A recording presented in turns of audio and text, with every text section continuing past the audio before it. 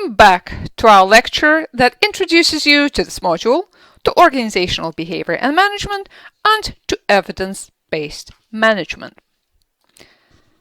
In the first part of this lecture, you have learned the basic definition of what organizational behavior is as a phenomenon and as a field of study. In the second part of this lecture, we will discuss organizational behavior in more detail. As a field of study, organizational behavior aims to first describe and then explain various types of human behavior in organizations so that we can predict these behaviors and ultimately be able to devise actions and interventions to modify these behaviors if so desired. In this section, we will look into the what and the how of organizational behavior research. That means we will explore what behaviors organizational behavior examines and what factors affect these behaviors. And then we will consider the methods, the ways in which we examine behaviors in organizations and find out about what influences these behaviors. So what behaviors are we talking about? As managers, you're primarily interested in behaviors that are relevant to job performance. These behaviors generally fit into four broad categories: task performance, organizational citizenship behaviors, counterproductive behaviors, and organizational commitment or withdrawal behaviors. Let's start with task performance. Task performance means employee behaviors that are directly involved in the transformation of organizational resources into the goods or services that the organization produces. If you read a description of a job in an employment ad, that description will focus on task performance behaviors, the tasks, duties, and responsibilities that are a core part of the job. Put differently, task performance is the set of explicit obligations that an employee must fulfill to receive their wages or salary and to continue employment. For flight attendants, for example, task performance includes announcing and demonstrating safety and emergency procedures and distributing food and beverages to passengers. For a firefighter, task performance includes searching burning buildings to locate fire victims and operating equipment to put out fires. For an accountant, task performance involves preparing, examining, and analyzing accounting records for accuracy and completeness. And for an advertising executive, task performance includes developing advertising campaigns and preparing and delivering presentations to clients. Sometimes employees go the extra mile by actually engaging in the behaviors that are not within their job description and that therefore do not fall under the broad heading of task performance. This situation brings us to the second category of organizational behaviors, called organizational citizenship behaviors, or OCB for short. OCB is defined as voluntary employee activities that may or may not be rewarded, but that nevertheless contribute to the organization by improving the overall quality of the setting in which work takes place. Have you ever had a colleague who was especially willing to help someone who was struggling, who maintained a good attitude even in trying times, who attended optional meetings or social functions to support their colleagues? We tend to call those people good eggs or good citizens. Although there are many different types of behaviors that fit the definition of organizational citizenship, research suggests two main categories depending on who benefits: co-workers or the organization. The first category is the one with which you are most likely to be familiar. This is person-oriented citizenship behaviors. Such behavior benefit co-workers and involve assisting, supporting, and developing other organizational members in a way that goes beyond normal job expectations. One example is helping, assisting co-workers who have heavy workloads, or showing new employees the ropes when they first arrive on the job. Another example is courtesy, keeping co-workers informed about matters that are relevant to them, keeping others in the loop because you never know what information might be useful to someone else. Yet another example is sportsmanship, maintaining a good attitude with co-workers even when they've done something annoying or when the organization is going through trying times. The second category is the citizenship behaviors that are oriented towards the organization as a whole. They benefit the larger organization by supporting and defending the company and by working to improve its operations. One example of such behaviors is called voice. This involves speaking up and offering constructive suggestions for change. Good citizens, for example, react to bad rules by constructively trying to change them as opposed to passively complaining about them. Another example is civic virtue. This refers to participating in the company's operations at a deeper than normal level by, say, attending voluntary meetings and functions, by reading and keeping up with organizational announcements, keeping abreast of business news that affect the company. Yet another example is boosterism. This means representing the organization in a positive way when out in public, away from the office and away from work. Employees who engage in organizational citizenship are often called good eggs, but we know that not everyone is a good egg and that there are occasionally some bad apples. So the third broad category of organizational behavior is counterproductive behaviors. Counterproductive behavior is formally defined as employee behaviors that intentionally hinder organizational goal accomplishment. The word intentionally is a key here.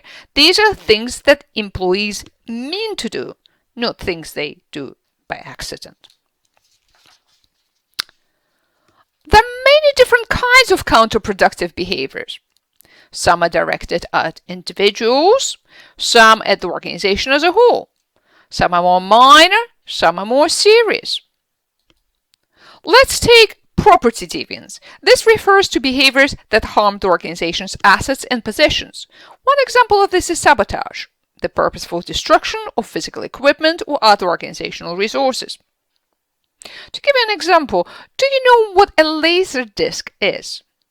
You probably don't, and the reason for this is sabotage. A company called Discovision manufactured laser discs in the late 1970s. The quality of these discs was higher and the price cheaper than that of the videocassettes that were the main way of watching movies on demand at the time. Laser discs had to be manufactured in clean rooms because specks of dust or debris could cause the image freeze, repeat, skip, or drop out. When IBM acquired Discovision in 1979, the morale of the employees fell and employees started to sabotage the devices that measured the cleanliness of the rooms. They also began eating in the rooms, even popping potato chip bags to send food particles into the air. The sabotage eventually created a 90% disk failure rate, and that completely alienated the customers. As a result, despite its low cost and potentially higher quality, the Laserdisc disappeared from the market, and the organizations that supported the technology suffered incredible losses. Another form of property deviance is theft. Theft can be just as expensive as sabotage, if not more. What other kinds of counterproductive behaviors you have? Well, you have production deviance. Production deviance is also directed against the organization, but focuses specifically on reducing the efficiency of work output. An example of production deviance is wasting resources, when employees, for example, use too many material or too much time to do little work. Another example is substance abuse. If employees take drugs or alcohol while on the job or shortly before coming to work, then the efficiency of their production will be compromised because their work will be done more slowly and less accurately. The third category of counterproductive behaviors is political deviance. Political deviance refers to behaviors that intentionally disadvantage other members of the organization rather than the organization as a whole. Take, for example, gossiping, casual conversations about other people in which the facts are not confirmed as true. Gossiping is one form of political deviance. Everyone has experienced gossip at some point in time and knows the emotions people feel when they discover that other people have been talking about them behind their backs. Such behaviors undermine the morale of both friendship groups and work groups. Another form of political deviance is incivility. Incivility represents communications that are rude, impolite, discourteous, and generally lacking in good manners. Taken one by one, these political forms of counterproductive behavior may not seem particularly serious. However, in the aggregate, acts of political deviance create an organizational climate characterized by distrust, backstabbing, and unhealthy competitiveness. Beyond the productivity losses that result from a lack of cooperation among employees, organizations with such climate are unlikely to retain good workers. The final category of counterproductive behaviors concerns more serious interpersonal actions that involve personal aggression, hostile verbal and physical actions directed towards other employees. One example of this is harassment. This occurs when employees are subjected to unwanted physical contact or verbal remarks from a colleague. Another example is abuse, when an employee is assaulted or physically or psychologically injured. You may be surprised to learn that even the most extreme forms of personal aggression are actually quite prevalent in organizations.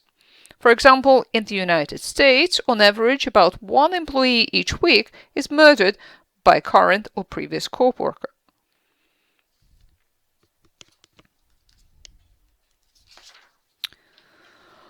Right, well, moving on. It's not enough to have talented employees who perform their jobs well. You also need to be able to hang on to those employees for long periods of time so that the organizations can benefit from their efforts. For instance, the U.S. Bureau of Labor Statistics estimates that the average American will have 11 jobs between the ages of 18 and 42. This projection is based in part on an overall turnover or attrition rate of around 16% across all industries. Such statistics are nerve-wracking to employers because turnover can be quite expensive. Estimates suggest that turnover costs are between 90% and 200% of an employee's annual salary. Why is this so expensive? Because there are the administrative costs involved in the separation. There are recruitment expenses, there are screening costs and training and orientation expenses for the new hire. And in addition to those, there are also hidden costs due to decreased morale, lost organizational knowledge, and lost productivity. Therefore, organizational commitment and its opposite, withdrawal, are as important as task performance. Organizational commitment is the desire on the part of an employee to remain a member of the organization. Organizational commitment influences whether an employee stays a member of the organization or leaves to pursue another job. Employees who are not committed to the organization engage in withdrawal behavior, actions that employees perform to avoid the work situation, and that may eventually culminate in quitting the organization. Withdrawal comes in two forms: psychological and physical. Psychological withdrawal is a mental escape from the work environment. Daydreaming, looking busy while doing nothing, browsing the web, and socializing.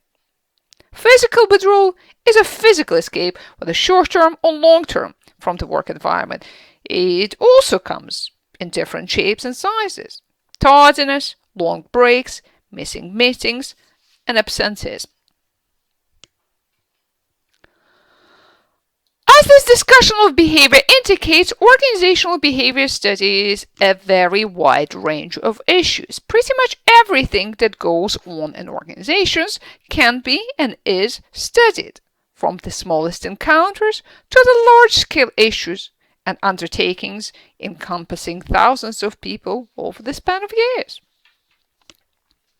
Here's an example of a very small issue. Imagine people waiting in line to make photocopies.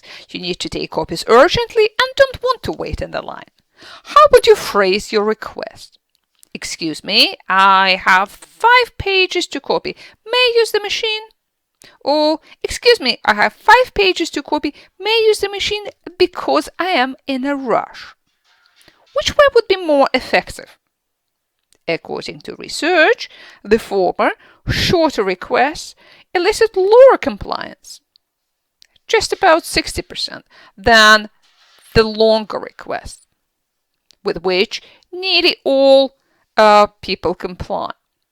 What's interesting, however, is that the third form of request, may use the machine because I have to make copies, elicit the compliance rate of 93%. It's a very curious finding because it suggests that a request that simply has more information, regardless of whether this information is relevant, is more likely to be complied with. And in case you wonder why researchers would study people waiting to photocopy, this experiment is actually demonstrates some very interesting regularities about decision-making in organizations, including a fairly hefty dose of mindlessness in such decision-making. Here is an example of a big issue. As you know, many firms are trying to reduce their carbon footprint, that is, reduce their carbon emissions. And you know that targets are an integral component of management control systems and play a significant role in achieving desirable performance outcomes. If you want a firm to reduce its carbon emissions, what would you do? Well, you would probably suggest to set the specific management targets that they need to achieve. And you may also want to incentivize the managers by paying them when they achieve these targets. The question is, do you set easy targets or hard targets? And does paying for achieving the targets actually work? Well, researchers have examined the carbon emission reduction of over 1,000 firms in 32 countries over a course of several years. And they found that firms that are setting more difficult targets complete a higher percentage of their carbon emission reduction targets. Curiously, they also found that this relationship is negatively moderated by the provision of monetary incentives. In other words, people achieve harder goals more often than they achieve easier ones, but when you pay for achieving harder goals, it's counterproductive.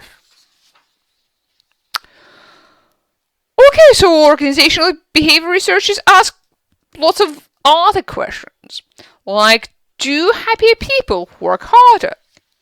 What's the best team size? And even, what are the pros and cons of an office romance? They also address literally thousands of other different questions, such as, what organizational structures are more effective and efficient? Can you manage organizational culture? What strategies should one use in negotiating? What biases affect our decision-making? What leadership styles work best in what circumstances? And many, many others. All in all, organizational behavior is a tremendously exciting field, and we hope we will be able to share our excitement and infect you with our enthusiasm. Let's bring some structure in here and ask more formally, what does organizational behavior research study? We have said already that organizational behavior studies behavior in organizations. In order to explain, predict, and change behaviors, organizational behavior obviously also needs to study the factors that affect the behavior. These factors are classified into individual, group, organizational, and environmental factors. It's a little bit like a Russian doll called Matryoshka, where a smaller doll sits within a bigger doll. On individual level, we encounter a myriad of individual characteristics that variously affect the behaviors, from age and gender to abilities, personality, beliefs, and attitudes, and also a wide range of processes that occur on individual level, such as perception, affect, learning, and decision making.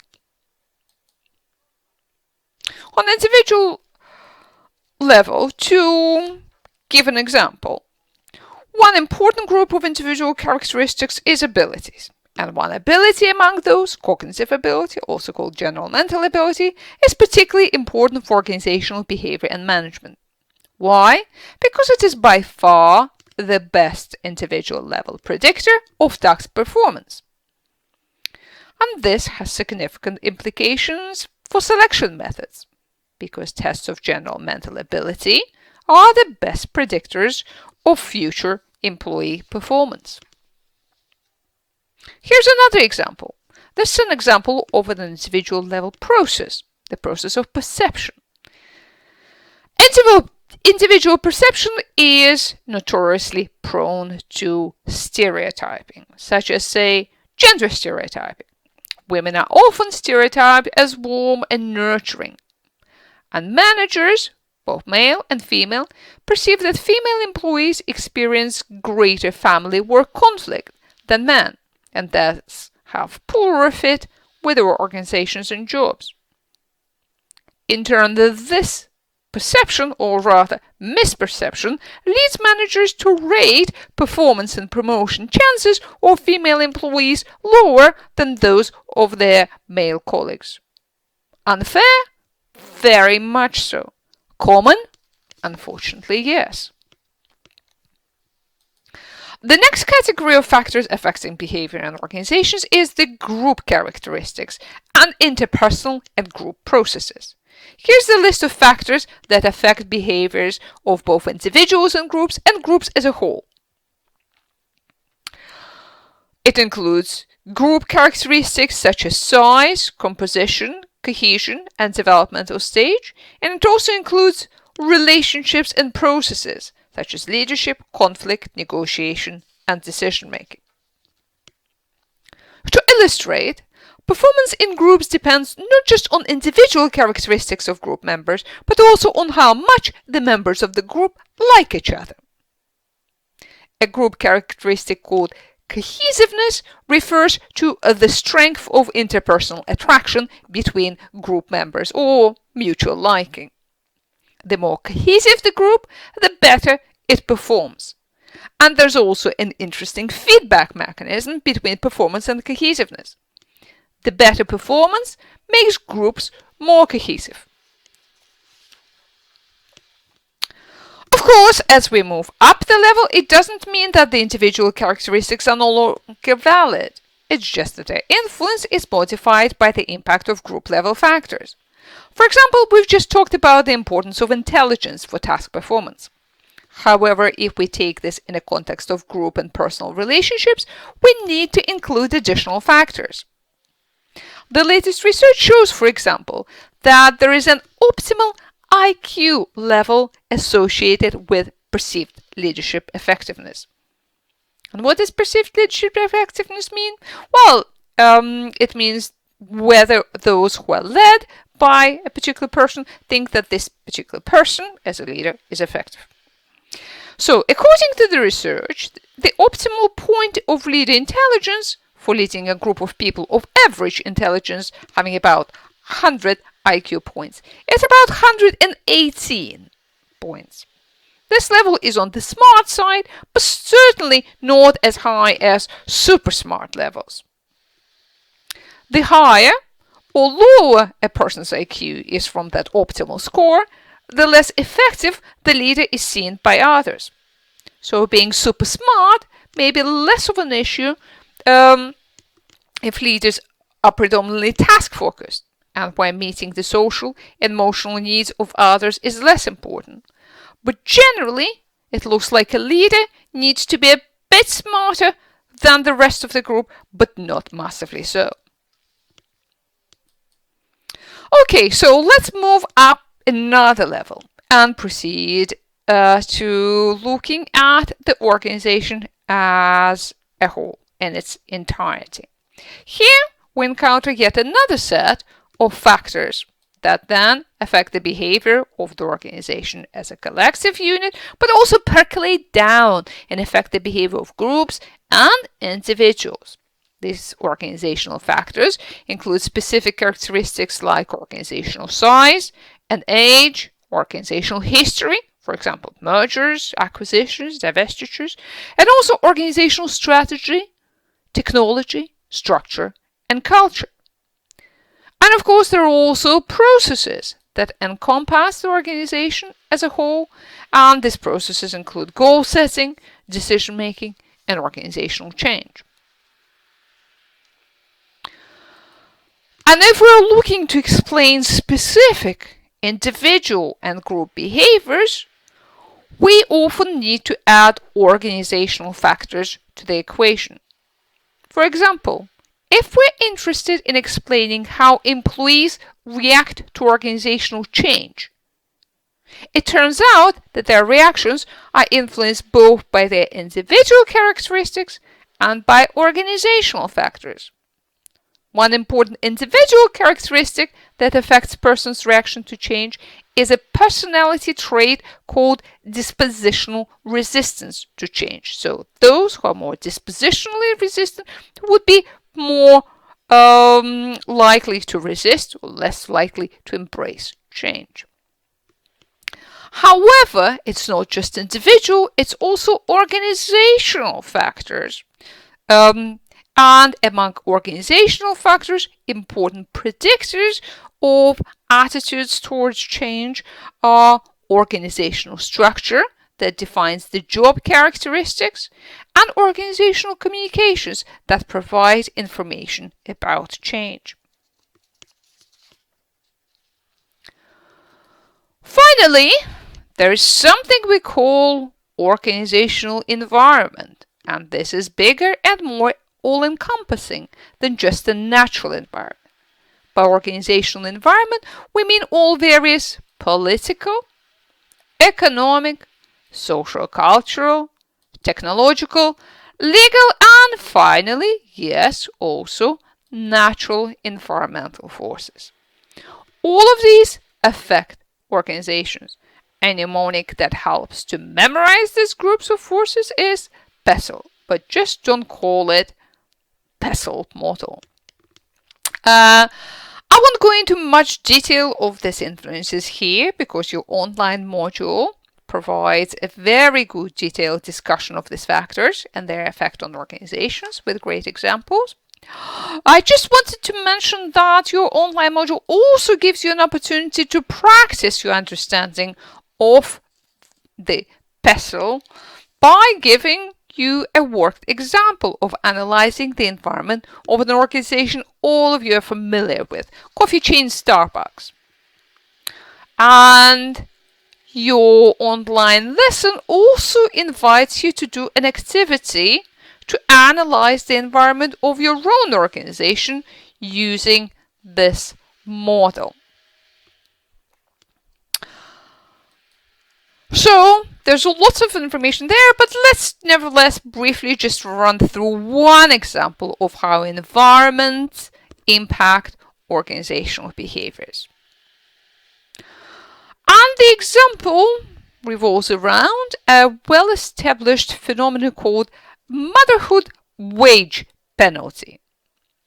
Mothers earn less than other workers above and beyond any gender wage gap. US studies, for example, put this penalty at 4 to 5% per child on average, and at 10% for the highest earning, most skilled women. We have already seen that gender stereotyping works against women, and it works particularly against mothers. Mothers are perceived as warmer, but also as less competent than employees without children. In contrast, working fathers are not comparably disadvantaged. They are perceived as warmer compared to their childless male colleagues, but they're not perceived less competent than childless men. And of course, the perception of competence then strongly influences managers' intentions to hire, train, and promote women with children. Clearly, however, there are social, cultural, economic, regulatory, and even political forces that are at play here. Look, for example, at social cultural forces. There are, for instance, considerable differences between different countries in terms of public perception of what women should do. Should they work at paid jobs, care for their families and homes, or do both? Here's the latest evidence on the public opinion and the actual women's labor market participation rates in some countries from which our MBA students come from. This evidence has been gathered by the International Labour Organization. So in Ghana, for example, nearly half of both men and women believe that women should work rather than stay at home and care for their family. And here's what women and men think in United Arab Emirates. Quite a marked difference. And also see the corresponding difference in the labor market participation rates. And here for comparison, the figures from the United Kingdom. Obviously, the social and cultural factors have a significant impact on what individual employees and managers do, and also on what whole organizations in these countries do. There are also political and regulatory forces. For example, government policies play a significant role in men's and women's decisions about how to combine parenthood and jobs. They do more than raise or lower the costs of working for women. They shape men's and women's expectations for their own and each other's careers.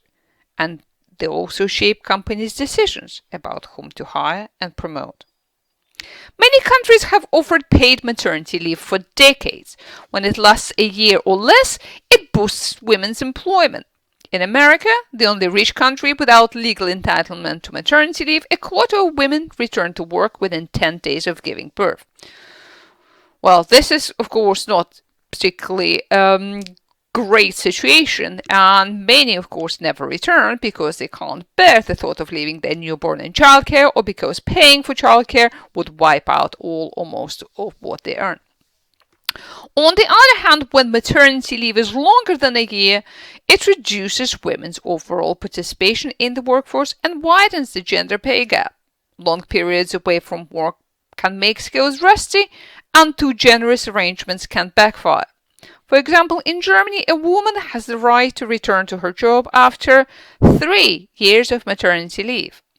The difficulty of covering for such long absences and the fear that the occasional unsackable mother will slack when she returns to work put some firms off hiring or promoting young women, even though such discrimination is illegal. So, to recap, organizational behaviors studies behaviors on different levels in the organization, individual, group, and the whole organization. It looks at how individual, group, organizational, and environmental level factors impact on these behaviors. Now, let's move on from the what to the how. From what we study on organizational behavior to how researchers study behavior in organizations. There are 5 main ways in which you can research behavior in organizations. You can do this by conducting experiments, by observation, by asking questions either in an interview or through a survey, and also by examining various organizational documents and artifacts. Let's look at some examples. One way to study behavior in organizations is by conducting experiments, either in the laboratory conditions or out there in the field. That means in the actual real-life organizations. Here's an example of a recent field experiment. A group of French and American researchers studied employees in their initial weeks of training at a technical support call center in Bangalore, India. Trainees were randomly assigned to either a control or an experimental group. Each group went through the same technical training, but with a couple of key differences. In an experimental group, trainees spent the last 15 minutes of each day reflecting in writing on the lessons they had learned that day, and an additional 5 minutes explaining their notes to a fellow trainee. Those assigned to a control group just kept working at the end of the day and didn't write down or share any thoughts they might have had about the lessons they've learned. In a test given at the end of the month-long training program, employees in the experimental group performed 25% better on average than those in the control group. What's the conclusion? Well, the reflection at the end of the day clearly helped to improve performance in training. And a recommendation for practice from this experiment would be to incorporate reflection into training programs. As you'll notice throughout this module, reflection is what we ask you to do fairly frequently, and one of the reasons for this is that reflection does improve your learning. Another way to study behavior in organizations is to observe. Observe the behavior in its natural habitat, that is to say, in organizational context. Recently, I was part of a research team that did a project on the managerial identities of junior and middle managers in the UK hospitals. And as part of the project, we shadowed individual managers for a day. We followed them everywhere they went in order to observe all of their activities and all the interactions with doctors, nurses, and other employees. Yet another way to study behavior is by asking questions, either in an interview or through a survey.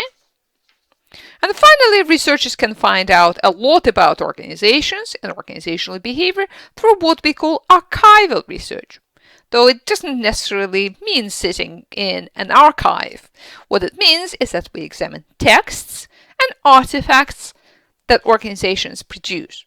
For example, reports, emails, websites, images, internal design of the office space, architecture of corporate buildings, and so forth. Experiment, observation, interview, survey, and archival research are the methods of collecting the data in organizational behavior.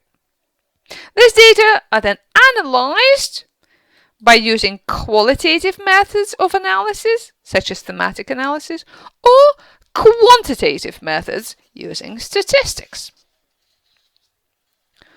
Although organizational behavior deals with the issues that we all encounter in our everyday practice, and all of us are familiar with, as a field, organizational behavior is quite intellectually complex and demanding. It may not immediately come across as rocket science, but if you look at the articles about organizational behavior published in academic journals, and you will be doing this in this module, what will strike you immediately is how technically challenging they are in terms of sophistication of their ideas and analytical methods. Another challenge in OB is the diversity of opinions. On some topics, there's a fairly strong agreement on the key findings and recommendations. On others, you will find a variety of different views, and each may be well supported by evidence. So, OB is, in a way, rocket science. However, it's also not rocket science because human behavior is much more complex and much more difficult to assess, analyze, and interpret than any natural phenomenon. The ultimate goal of all studies in organizational behavior is to produce systematic, research-based evidence that can enhance our understanding and inform and improve our practices. In that respect, it has value both for managers and for everyone else. For managers, and you as managers, and sorry, I clicked too soon. So for managers, OB provides evidence that can be used to improve the efficiency and effectiveness of organizations. but also to improve the well-being of employees.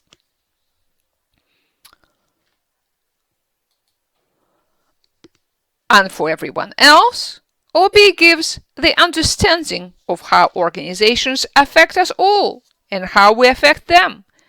And because we live in the world run by organizations, it gives us the knowledge about how to make all of our lives better. On that optimistic note, we will conclude our introduction to organizational behavior, and we would like to invite you to move on to the next section, in which we will talk about management and managers.